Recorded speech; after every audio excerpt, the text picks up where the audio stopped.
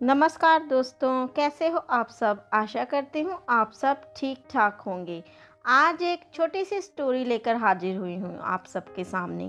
फेरा उधेड़ ली। इस स्टोरी से आप समझ पाएंगे कि कैसे हम अपने दिमाग का प्रयोग करके बड़ी मुसीबत को भी अपने आप से टाल सकते हैं, कैसे उससे निकल सकते हैं सिर्फ अपने दिमाग का यूज़ कर।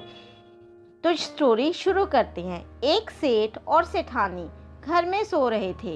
रात में एक चोर घर में घुस आया। खटपट की आवाज सुनकर सेठ की आंख खुल गई, लेकिन उसने शोर नहीं मचाया, क्योंकि उसे लगा कि शोर मचाने पर चोर हमला कर सकता है।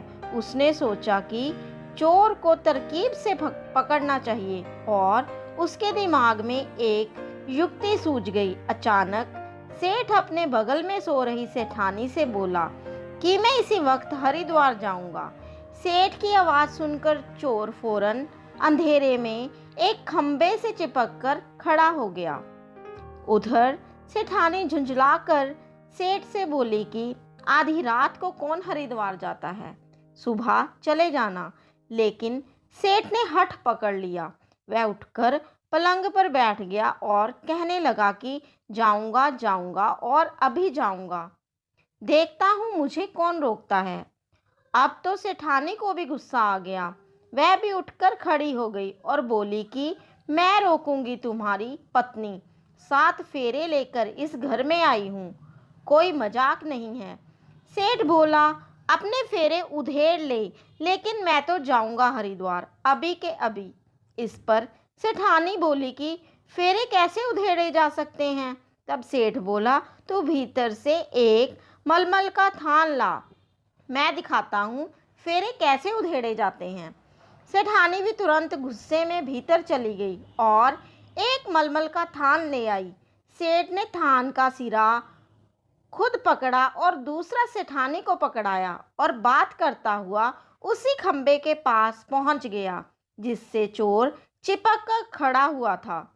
सेठ बोला कि आधी रात को अब यहाँ मंडप तो है नहीं, तू एक काम कर, इस खंबे की एक दिशा में परिक्रमा लगा, दूसरी में मैं लगाता हूँ, फेरे उधड़ जाएंगे। अब तक सेठानी भी समझ चुकी थी कि सेठ ये सब नाटक चोर को पकड़ने के लिए कर रहा है। दोनों ने चोर की तरफ से अनजान बनते हुए मलमल का थान पकड़कर खंबे की परिक्रमा लगानी शुरू की और पूरा कपड़ा खंबे से कसकर लिपेट दिया। चोर बेचारा अपने आप ही जकड़ा गया।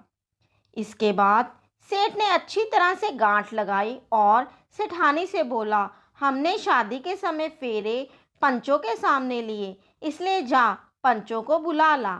सेठानी जाकर पड़ोसियों को बुला लाई। पड़ोसी भी हैरान कि आधी रात को सेठ को ना जाने क्या सूझी। तभी एक की नज़र खंबे से बंधे चोर पर पड़ी। उसने सेठ से पूछा ये कौन है। तब सेठ बोला यही तो है जिसके कारण फेरे उधेड़ने पड़े। अब जाकर चोर को समझ आया कि सेठ ने फेरे उधेड़ने का सारा नाटक उसे पकड़ने की खातिर किया था। तो दोस्तों, आशा करती हूँ आपको ये कहानी अच्छी लगी होगी। तो देखा कैसे हम अपने दिमाग का यूज़ करके बड़ी से बड़ी मुसीबत से आराम से निकल सकते हैं। बस हमें कुछ समय लेके सोचना चाहिए और आराम से उस मुसीबत से निकलने का रास्ता अपने आप निकल आएगा। अगर कहानी अच्छी लगी हो तो चैनल को ज़रूर सब्सक्राइब करें। इसी के साथ आपसे विदा लेती हूँ।